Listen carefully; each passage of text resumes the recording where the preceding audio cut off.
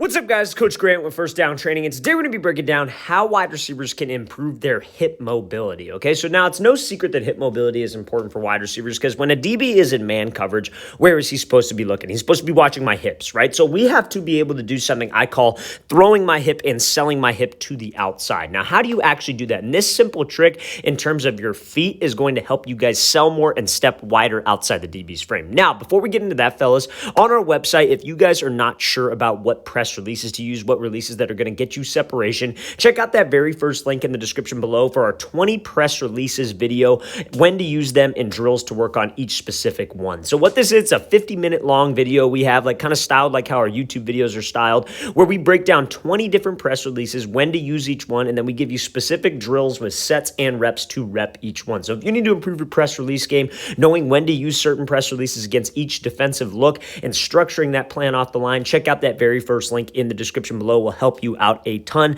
Let's get started with this video. So now, to improve hip mobility, this one thing, so wide receivers, when they take like any kind of crossover release, any release off the line of scrimmage, you want to make sure that your base is not too wide. So what do I mean by that? So you see when this receiver here, like you got inside shade coverage and you have to run this dig route, and that DB's kind of sitting right where we want to make that break, right? So we have to really try to get him to move outside of his platform. I have to throw my hip, be able to step wide outside of his frame, but also still be able to maintain some explosion off the cut. So when you throw this cut right here, you have to bring your hip with you, aka throwing the hip. But a lot of receivers struggle with that. A lot of receivers don't have the mobility, the flexibility to be able to do this. So you see how the steps leading up to that move, you see how close together his feet are. He's pushing off of that right leg to throw his outside foot. So like if you're coming off the line of scrimmage and maybe you're lined up here and you're just going to work a 1-2, like an inside move, then an outside move, and then break back up to the inside, that first move needs to be like inside of your frame somewhat. It's a quick step so we could actually push. There is something about your feet being a little bit more narrow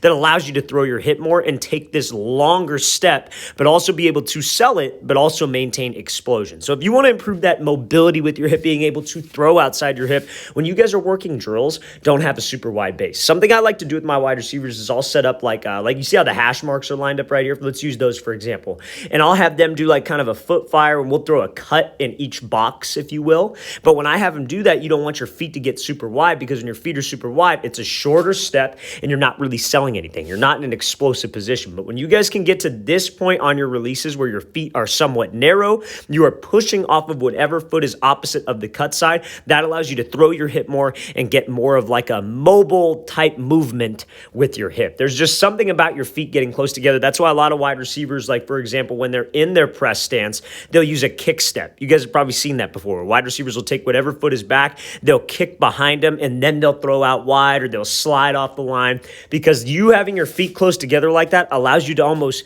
spring your hips out into that movement, okay? So I know that's a little bit complicated. I know that's kind of a unique way of thinking about it. But trust me, fellas, if you guys struggle on selling your moves, throwing your hip, make sure that that second step is inside of your frame that you take on a release, or the first step before the move, it's inside your frame. So when we push, we have a longer step, but also are able to bring my body with the cut. Let's watch the thing again, full speed one more time. Great job by this wide receiver exercising this principle of having those narrow feet on the release so he could sell on that actual cut leg. All right, fellas, I really want to thank you for watching. I really appreciate it. If you have any questions on that, any questions on press releases, what you guys can do, don't hesitate to leave that in the comment section below. We'll get back to you as soon as I possibly can, fellas. And again, if you'd like a 50-minute long video on 20 press releases, when to use each one, and then drills to work on each specific press release, check out that very first link in the description below for our 20 press release guide. I'll see you guys next time.